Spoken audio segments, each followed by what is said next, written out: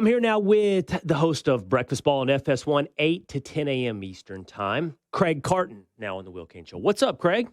How you been, buddy? And I want to apologize to you because when we spoke on your appearance on Fox and Friends, you indicated to the American people that I might not be very objective when it comes to the New York Jets. And I said they were going to beat the Broncos by 40 anyway. So, oops. I got that wrong. Oops. Thank you. Yeah. Thank you. Okay, I'm gonna accept your apology, but require an explanation. For those listening to the Will Kane Show on podcast, not watching the Will Kane Show on YouTube, Craig is sitting in front of a Grateful Dead picture, Jerry Garcia behind you. And that's not how I would have had you pegged, Carton. I would not have you as a deadhead. I'm not. I can't stand the Grateful Dead. I married a deadhead. Yeah. Really? I've been to about half a dozen Dead shows because it's in my marriage contract that I had to. But for me, and tell me if I'm wrong, every Grateful Dead song sounds exactly the same as every other Grateful Dead song. So it's like 3 hours of one song. It's mind-boggling. I have to admit, I like the Grateful Dead. The Grateful Dead were one of those things when I was a kid. I kind of likened them to like Quiet Riot or Anthrax just because of their name. I was like, that's hardcore, whatever is the Grateful Dead. And everybody's super into it. And I'm a little scared. And then I remember when I first heard the Grateful Dead and I was like, oh, this is like Americana. This is folk. This is almost country. I like the Dead. Almost, yeah. It's almost, look, I don't hate the Grateful Dead, but I don't know how to me, once you've, and I know this is going to kill Grateful Dead fans, are going to be very upset with me, and I get that. And I may get divorced over this. Once you've seen a show, you don't need to see another show. And yet Deadheads will tell you every show is so unique and the order they play and how long. No, it's the same damn thing every single time. So, yeah, it is. And by the way, I went to Chicago for what was supposed to be the last Grateful Dead show of all time. And 3 weeks later, they come back reincarnated as whatever they call themselves now, and they're playing the same songs. I got screwed on that one. I can't figure out what you are. Like, you're so New York to me. I don't even know if you are New York, but you are, to me, New York. So what does that make you? Like, if you're from Jersey, you're a Springsteen guy. If you're from Texas, you're a country guy. Sure. You're such a New York guy. Like, so what does that mean? Like, what do you listen to? Well, so musically, it's very eclectic. I didn't discover classic rock and really fall in love with it until I was in my mid-30s. I grew up a fan of singers. I appreciated great voices, and I gravitated to Motown. You know, I grew up in a family where, 1950s rock and roll was a very big deal. So as a kid growing up in the late 70s, mid to late 70s, I could speak to Buddy Holly. I knew who the stylistics were in the 60s and all the great Motown groups, and the Temptations and the Four Tops were huge to me. Al Green, huge to me. Etta James, huge to me. So I grew up really gravitating more towards soul music.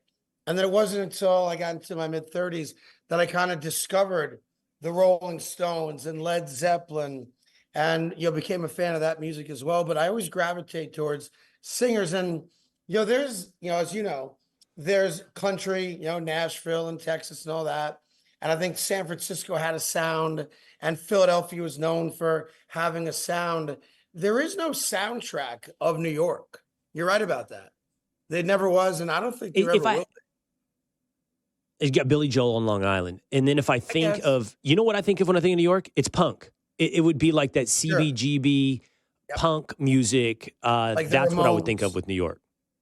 Yeah. Like, I will say this, like, if you go back far enough, and it predates, I think, both of us, but, the East Village, and you talk about, like you said, like CBGB, those really cool kind of underground, I'm not cool enough to go to that club. I don't dress the right way.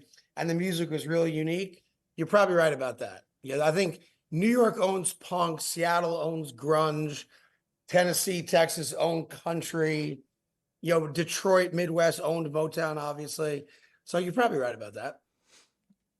I like soul, by the way. It's one of those kinds of music R&B and soul that every time I hear it, I like, but I just never play it on my own. Like every time, and I've probably rewatched this movie, I don't know, 2 or 3 times, but Jackie Brown, Tarantino's Jackie Sure.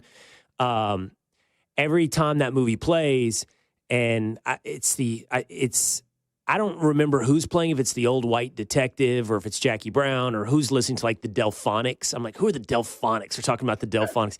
And I like it. I'm like, I got to remind myself, I need to listen to some soul.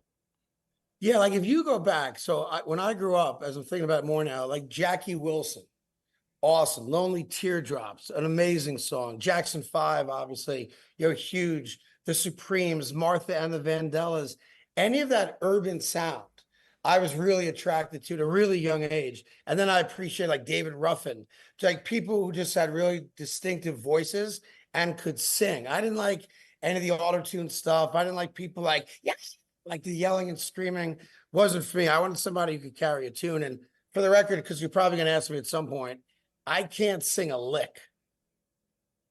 Not in my repertoire. I wasn't thinking to ask. I wasn't thinking to ask. That one doesn't surprise me. You've got a voice. You got a voice that intimidates somebody on the streets of New York City, but I'm not sure it's going to serenade me from a stage. By the way, Carton, before we get into football and baseball and basketball, 2 of which I wanted to touch on when it comes to New York with you, what's the biggest interpersonal confrontation you've had on the streets of New York? Wow, on the streets of New York, it's funny. On the streets of New York, there was a moment where a guy drove by in a truck, not an 18-wheeler, but like a big box truck, right? And Right. started catcalling me from the truck. And being a New Yorker, I gave it back to him. And the guy stopped. And he got out of the truck.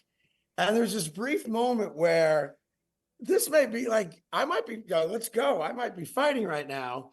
And we went back and forth. He was mad about something I had said. So this interaction happened in about 2015. Well, in 2009, I grew up a diehard Mets fan my whole life. 2009, the Yankees are playing the Phillies in the World Series. I started a church called Mets Fans for Yankees. And I try to get Met fans to root for the Yankees because collectively we all dislike Philadelphia. This guy was so upset with me years later that I turned my back on the Mets and became this fugazi Yankee fan that he literally wanted to fight me. And I was like, man, that was like 5 years ago. Like, you're still pissed about it? He's like, you have a responsibility with that show you host with Boomer that if you're a blah, blah, blah, blah, blah. And he was ready to go. And, thankfully, like the red turned. He was getting yelled at by other cars, for stopping in the middle of the road. And I probably got my ass saved because of it. But these people are passionate.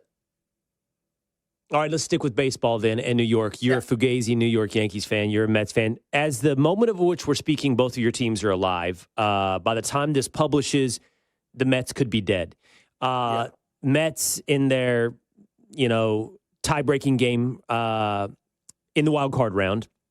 If they win, they go on to, I believe it is, to take on the Phillies. Is it not? Yes. Yeah, it's to the Phillies in the divisional round. I'm sure there's a historian out there that knows better than me. I don't know that the Mets and Phillies have ever met in the postseason, which would be pretty cool. Oh, yeah, that's cool. And then the Yankees have the bye, where they did, and now they've got the Royals in the divisional round. Who are you pulling for? And you've got to feel more confident in the Yankees. But are you going to – you got to push your chips into the middle of the table with the Mets, though. You got to care more what happens here. This is happening in a few hours, so when this airs, I'm either going to be woefully wrong or I'm going to brag about being right. I don't think the Mets get out of Milwaukee. I don't. And I felt going into this series that they were the team with the mojo. And we saw this a couple years ago, 2 years ago, in fact. The Philadelphia Phillies won 89 games, but got hot right there in mid to late September and parlayed that mojo right into a World Series, which they ultimately lost, of course. And I started to get the sense, even the way the things happened with the Atlanta Braves and the Mets, that the Mets suddenly had this mojo. Like guys we've never heard of, Iglesias, who's all of a sudden like a 300 hitter over the course of a week. And Vientos, all these guys that aren't like household names We're all coming together at the same time. Their closers getting the job done. And then they blow a 3-run lead in game 2 of the series against Milwaukee. And I'm not sure if you recover from that. Game 3, their starting pitcher's 10-10 this year. He ain't great, Quintana. I don't think the Mets get out of Milwaukee. I think the Yankees, however, the Houston Astros are dead. There's no excuses now, right? Tampa's not playing. Houston's not playing. You've got the Kansas City Royals, a team that you were 5-2 against this year. I think we're 7-2, whatever it was. There's no more excuses. Home field advantage, number 1 seed, a team that you're better than. If the New York Yankees do not go to the World Series this year, Aaron Boone, who I love to death and have a great relationship with, will not be their manager next year. Yeah, wow. That's, it feels like the storm's kind of been on the edge of the horizon for Aaron Boone for a little while. I like him too, by the way. I've met him. He's a good dude. Yeah. Are you one of these baseball fans that thinks the playoffs are messed up? You play a 162-game schedule that is designed to, mete out whoever is the best over a long period of time. And then you got a 3-game series in the wild card round, and down go the Astros, or whatever it may be. That there's those that argue it's just a different game. The game is not built to be done over these small sample sizes the way we've turned the playoffs into. It's just too different from the game that we played during the regular season. Yeah, I'm not a purist at all when it comes to baseball. And the thing I like most about the added wild card team is just take this year. Think about how many cities, how many fan bases, if you go back 20 years, their season would have ended in July, right? So now all of a sudden, I'm alive for that 3rd wild card spot. Well, I got a sold out building in September. I got people saying, yeah, I love football, but my baseball team is a win away from getting into the postseason. So I think from the standpoint of giving more cities and more franchises the hope of maybe this is our year, albeit as a wild card team, I think globally is a really good thing for the sport. Now, obviously, if you win your division and you lose in the very first round, you're ticked off about it. You're like, oh, that's not fair. How come we had to play in that series? But my advice would be to win more games in the regular season so you avoid that wild card round. I like it. I think everybody should make the playoffs. I love it. I like it too. I'm not a purist either. I want the excitement. And you ran into a team with a great starting pitcher, or maybe 2 straight great starting pitchers. I'm sorry. Then you need to get an ace. You need to be able to win that short series. It's funny. We talk about the only sport, baseball, where we talk about fans as purists. No other sport has that because, we romanticize baseball in this country for so long. But I also think that generation is dying off. Like, at some point, there's not going to be any purists left. And it's going to be just guys like us who just want to see more playoff games. One time I was riding the subway in New York City. So this is my match to you. Most people in the world are not confrontational. So people don't say things like that truck driver to you on the street. And I would argue that they're more likely to even in sports than in politics. I'm sure there's some commentators out there in politics who would tell me I'm wrong based on their life. But I was riding the subway. I was at CNN before I was at ESPN. And I'm a fly in the ointment at CNN. I have an opinion that doesn't go with the flow. So I'm riding the subway.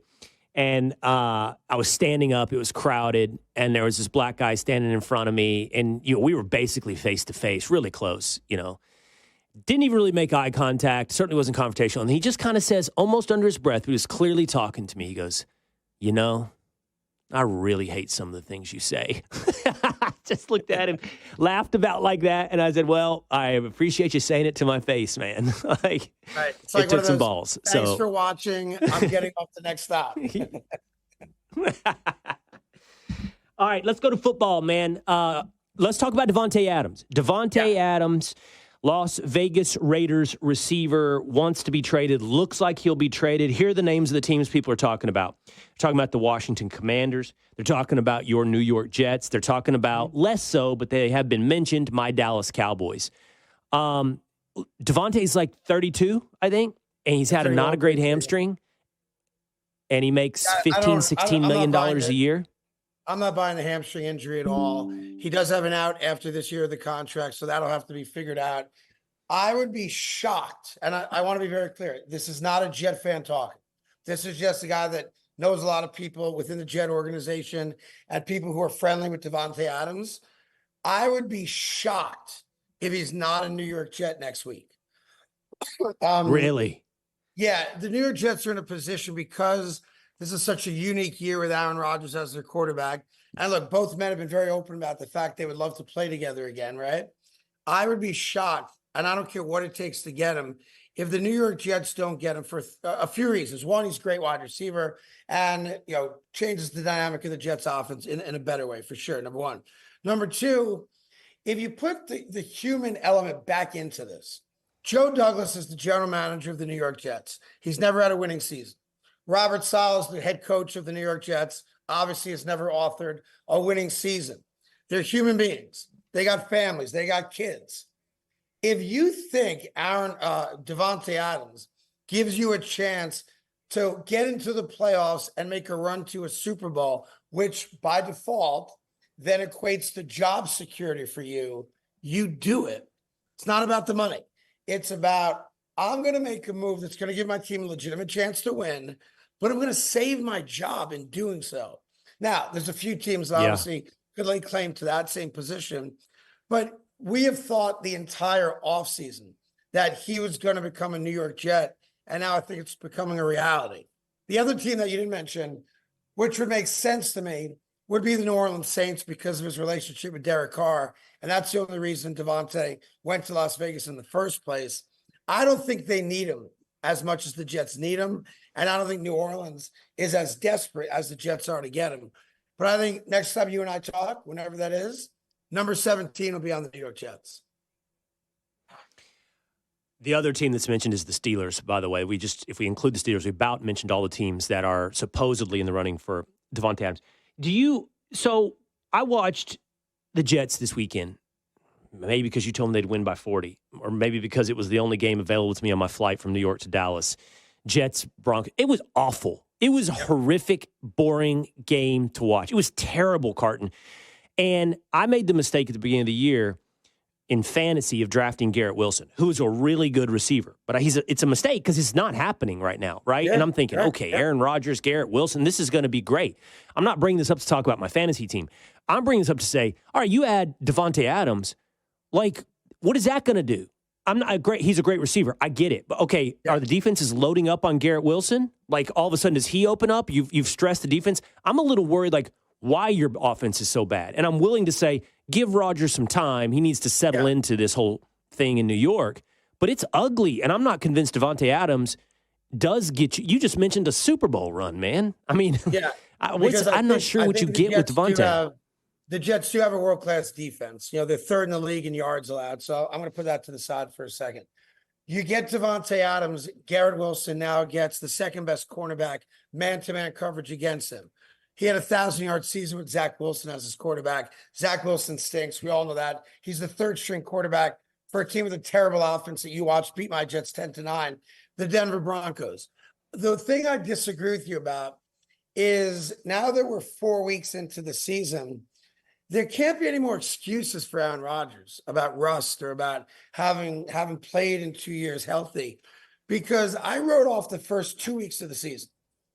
The bad game against San Francisco, the ugly win against Tennessee as, all right, the rust is off. He looked great against New England. And then the game that we both watched against the Denver Broncos, that's a game that I've seen 100 times over the last 5 years. Aaron Rodgers was supposed to represent that we were done watching those kinds of games. So we're going out to Tottenham to play Minnesota Sunday morning. I expect them to win that game. No more, hey, we're trying to figure things out and, it's a work in progress and a new offensive line. It's time the New York Jets start winning. And Minnesota, obviously off to an undefeated start, 4-0, really good defense. But we have to beat teams like that if we think we're a Super Bowl team. And thus far, I've been very disappointed with Aaron Rodgers at quarterback and Garrett Wilson as his main wide receiver. All right, let's stay in New York, but move to basketball. I never told you this, but after you were on the Will Cain Show sometime last time, and I think you said something, you said it on air, but I went to the NBA Finals. I'm a big Mavericks fan. I went to the Finals here in Dallas, and I had good seats. I had really good seats. And sitting right in front of me is your buddy, Tim Hardaway. Yeah. And he recognized me. I recognized him. We said hi, and I said, "Oh yeah, I had Carton on recently." Yeah, and I may have even said something like, "Yeah, he was telling me, how it's going for Timmy," and he kind of made a face or whatever. And it wasn't a great finals for Timmy. It wasn't a great finals for Tim. I mean, he did have one game. Actually, it was the game I was at. It was awesome to be there next to Senior because I think that was the game. I know it was the game where Junior hit like 9 threes. Like he came off the bench. It was the blowout win over the Celtics, and did he hit 9? I think he hit 9 threes. Like he couldn't miss. I'm not sure it's 9, but it was a bunch. It was a bunch. He's now a Detroit Piston, but I'm not bringing up this to talk about the Mavericks. The Knicks. Okay, the Knicks now have Karl Anthony Towns. It's a huge trade. It's NBA preseason. We've got postseason baseball. We've got NFL. That's a huge trade. And I like it for the Knicks. I think this is good. I don't know if it puts them over the Celtics. I actually don't even know if it puts them over the Sixers, who now have Paul George. But this is a type of move you have to do for New York. Yeah, it's the type of move you have to do. And I do think it makes them a better team. Like Knicks fans were kind of tired of Julius Randle. And he's a very good player, Julius, but he's also a ball hog. And if you buy into what the Knicks built, it started to build last year, everybody's involved. So getting Karl Anthony Towns, he's a better offensive player than Julius Randle is or was. He also gives us a legitimate big man. Not that he's the best defensive player, but I think you're right in that the East goes Boston #1, have to respect the Celtics and winning a championship. And everybody comes back, and they're very well coached, in my opinion, of 2 generationally talented guys, and maybe even a third. I think the New York Knicks are right there, though. I can't promise you that the Knicks are winning a title or even getting to an NBA final, but I would say from a pure talent standpoint, off of what we built last year, the New York Knicks are good enough to make a run, more so than even the Jets are right now in the NFL. I love the trade. Hate losing Dante DiVincenzo, obviously. But I love the trade. I love having a real offensive threat at the 5, at the big man, and a guy that is a guaranteed lock for 24 and 10 every single night. The New York Knicks are going to be a very good basketball team. He's a disappointment because everybody still thinks of him as a franchise 1A. He's not a franchise 1A. No. He pulls disappearing acts. That's the truth. He pulls disappearing acts. I've seen it. But he's not, but the thing is, he doesn't need to be your 1A, right? You've got Jalen Brunson, same as they had Anthony Edwards in Minnesota.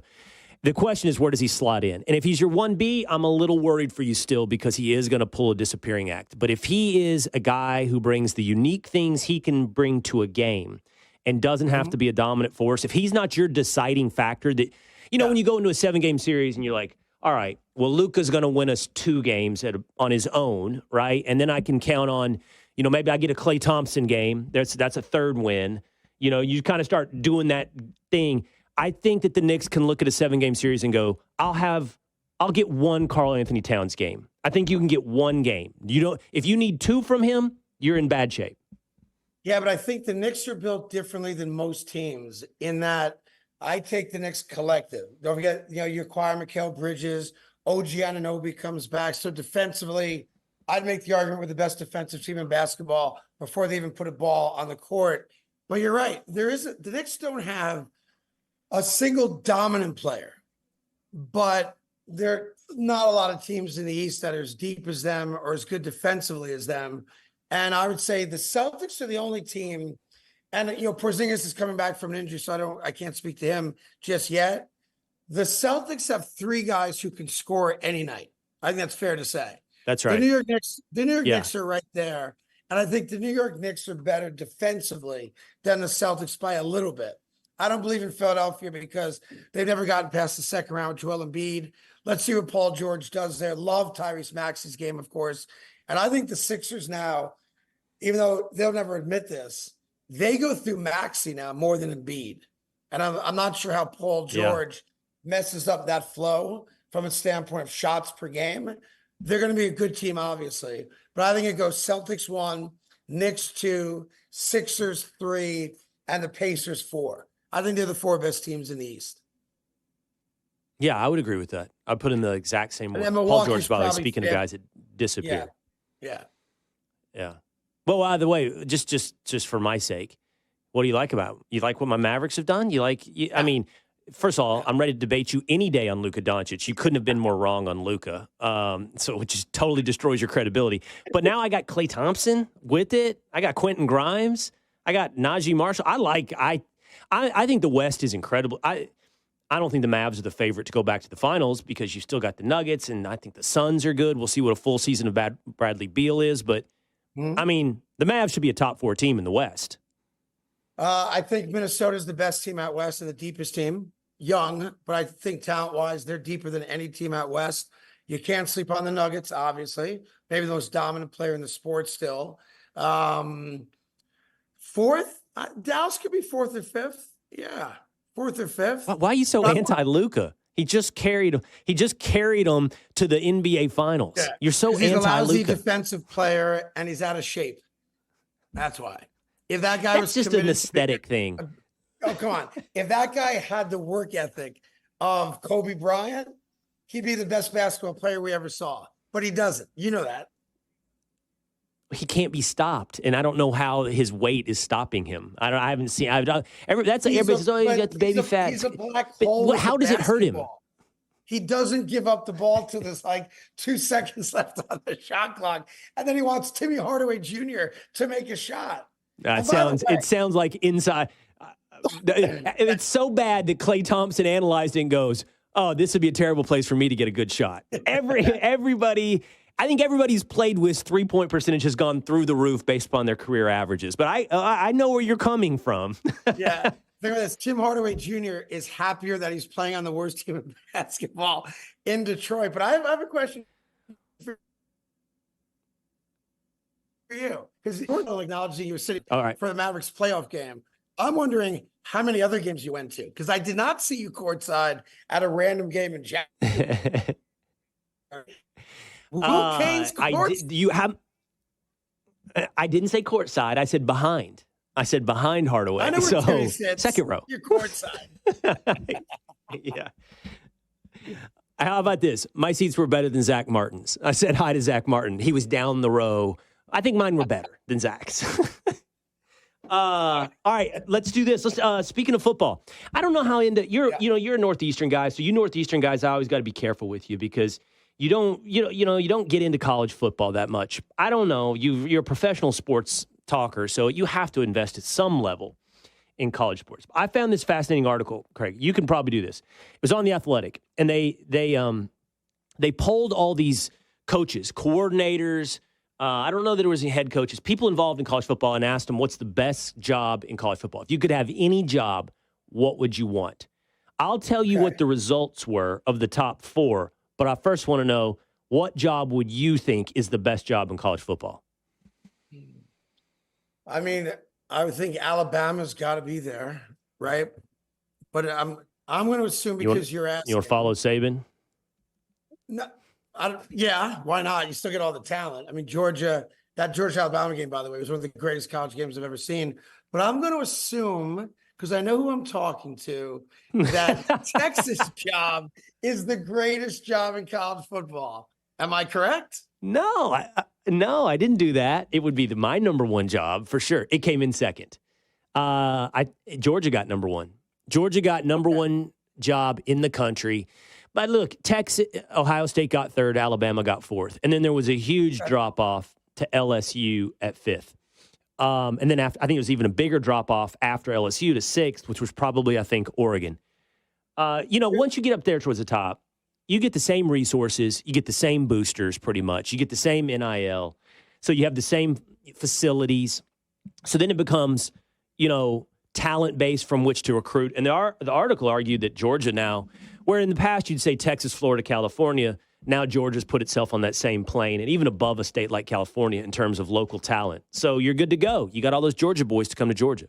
Yeah, I think, as great as Georgia is at football, you think that they would also make all their kids go to the DMV and learn how to drive a little bit safer. That's like they've had like 29. Right. Like, no joke, right. 29 situations involving a player in a car over the last couple of years. It's like, you couldn't even make that up. That being said, they obviously get great football talent and he's a really good coach, and they're a great team to watch. And I'm not a Saban guy, so watching another SEC team take over and beat Alabama the last couple of years, I've enjoyed that immensely. Oh, if you're not a Saban guy, then you're also, and you got to give him credit to Kalen DeBoer. He's doing a great job. You never want to be the guy after the guy, you know? That's what Max's problem was, replacing Skip on First Take, in part. You don't ever want to be the guy after the guy. You want to be the guy after the guy after the guy to come in. Yeah. But the guy that saves it. Kalen DeBoer's doing a good job at Alabama. Okay, I'm going to do 5 games. Craig's going to tell me what he thinks about my picks as we head into the weekend. So, Craig, I got 1 college football game, 4 pro games that I'm going to be watching. I always pick the games that I'm most interested in watching. First, in college football, Missouri, they're getting 2.5 against A&M. That's number 9 against number 25. Missouri, popular pick, top 10 college football playoff pick all year long. They don't look good, though. Barely beat Vanderbilt, barely beat Boston College. And Kyle Field in College Station is a real home field advantage, and A&M's got a good defense. I'm actually taking A&M. That's what I like in this game. Yeah, I like A&M in this game because they're at home. And I was reading earlier this week that, Brady Cook, Missouri quarterback, might have had some things to say about Aggie fans. Not the brightest thing to do before you play in front of 80,000 of them. But look, it's a huge matchup because they're both, top 25 teams. They both have, playoff plans getting into the top 12. But I'm with you on that. I like the home team. I like Texas A&M. And I think it's a high-scoring game. I think you're going to see a lot of points in this game. And it's going to be a fun game to watch. Well, if that's true, that's good for Missouri, I think. A&M needs to defensively win this game. But I think you got to score 30 to win this game. Okay. Let's go back to your team, Jets, Vikings. So in the NFL, I vacillate back and forth between this, Carton. I go, well, you can't pick this league on a week-to-week basis. You just can't. The minute you think somebody's good, they lose to a stinker. But I'm going to jump off the Vikings after they lose. I'm riding the Vikings. It's in England. I did not like what I saw from the Jets. And I don't root against the Jets. I do not. But I think I'm just going to ride Sam Darnold until the wheels fall off this horse. I'm taking the Vikings. Yeah, if you're going to run Minnesota, you should ride the Viking defense, not Sam Darnold. That's very good resurgence, of his career.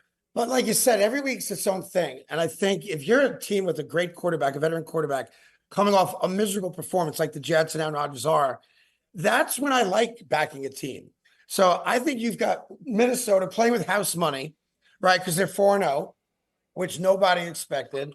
Their defense is legit, but I also saw them kind of fall apart in the second half against the Packers last week. And I would think that Minnesota would be like a touchdown favorite in this game and come in and everybody picking Minnesota. If the New York Jets think that they're a Super Bowl team and they want to make themselves more attractive to Devontae Adams after this weekend, this is a game you got to win. This has got to be a get-right game for them after the embarrassment against the Denver Broncos. So a little lean, but I think you get a much better game out of the Jets, and I think they win it. All right. I think in the beginning of the season, by the way, there's too much like historical reputation stuff going on. Now, I know we know some things. Like you said, we're 4 weeks in, we know some things. But my point is, if somebody's getting a lot of points, I'm always interested in that. So I've got Arizona, San Francisco. Arizona is getting a touchdown and a half, 7.5. I don't know. Like, I know Arizona's secondary is bad. Okay, so that means San Francisco can move the ball up and down the field. But Kyler Murray's also one of those guys, like, 1 week he's great, 1 week he's awful. I'm betting that this is the week he's great, at least within 7 of San Francisco. So I like Arizona. Yeah, you would. That's why you're really good on Fox and Friends and not so good picking games. We'll find out after this. We'll find out. I'm doing well this year. San Francisco's just in a different class than Arizona. And yeah, Marvin Harrison Jr. looks like he's the real deal. And Kyler Murray he's like he's back to that playoff year of Kyler Murray. But they don't run the ball very well. They're defensively not very good. And San Francisco's just a different ball of wax, man. They're loaded at every level of defense. You've got a top 3 quarterback in the NFL in Brock Purdy. Debo's back. Ayuk's got something to prove. Kittle's back on the field. The kid who replaced McCaffrey right now is also doing a great job. I think second in the league in rushing right now. San Francisco can score at will. I think this is a blowout early, and I think you're taking the wrong side. It's the same guy that said Jets by 40 last weekend, just for the record. I can't hear you I cared about. Can't hear you. So, just for the record, I don't care about any game more than Arizona, San Francisco after that insult. That's going to be that's the one I'm going to be locked in on. Two more real quick. Cowboys, Steelers in Pittsburgh. Okay, Cowboys are dogs, 2.5-point dogs. This is hard for me. This is like you and the Jets. I recognize that I am not objective, but I know the Cowboys look bad. They look bad. But I keep thinking, okay, but Dak goes in and Dak beats Justin Fields. Come on, right? Like, come on. Yeah. Even though Justin Fields probably does to Dallas what Lamar Jackson did. Look, I don't think it's going to be pretty because Dallas stinks against the run. Pittsburgh likes to run the ball, though they don't run it as well as people think. I'm concerned about the injury to Lawrence. The Liz Frank injury is out. Mike has got the high ankle sprain, but I'm with you on this. If I had to pick Dak Prescott or Justin Fields, it's an easy pick all day, every day, twice on Sunday. I don't think it's going to be pretty. Right. I don't think Dallas goes in there and looks like Super Bowl champions, but I don't think Pittsburgh's very good. My issue with Pittsburgh versus Dallas is that Pittsburgh's defense is very good. And they get to the quarterback really, really well. On paper, this should be Pittsburgh. I just don't think it is. I'm with you. Everything you laid out is true. I like Dallas. Yeah. All right, last game, Monday night game, New Orleans, KC. This is going to be this. I'll be interested to see if our debate goes the same way as Arizona, San Francisco. New Orleans getting 5. I think 5 is a lot in the NFL still. Every NFL game is close. Almost every NFL game is close. And I think KC's a little overrated, Carton. I really do. The offense doesn't look like what you think of when you think of Patrick Mahomes in Kansas City. It just doesn't. Now, New Orleans has got a couple of high-flying games and a couple of not-so-good games. So I'm not sure what I get from them, but I get 5 points. And I don't think KC runs away from people anymore. No, they don't. Every game they've won this year is by a score. 4-0, total point differential is only 20 points. Patrick Mahomes is having the worst year of his career, statistically. And yet, yes, they're 4-0. Pacheco's gone. They're starting running back. They lose Rashee Rice, who is everything to that offense. Kelsey's clearly washed up at this stage of his career, at least 4 games in. He's not going to have that one great game. I'm sure he will at some point. But, Kansas City, in a real unique year, is led by their defense. Their defense is really, really good. That being said, the Saints do 2 things really well. They run the ball great with Alvin Kamara, and Derek Carr looks like a rejuvenated Derek Carr who's throwing the ball all over the field. I'm with you on this. I think New Orleans wins the game outright. I don't think they need the 5 points. I think New Orleans gives Kansas City its first loss of the year. All right, so that leaves Arizona, San Francisco. I care about no game more, even Cowboys, Steelers. Just to when you come back to New York, Craig you Carton. can just buy me lunch and apologize. It's all good. Deal. Okay, deal. One way or another, somebody's buying lunch. If you want breakfast, though, check out Breakfast Ball on FS1, 8 to 10 a.m. That's Craig Carton. FS1. All right, man. Always good to hang out with you. Thank you so much, Craig. You too. Be good. Take care. Have a great weekend. Okay. There he goes, Craig Carton.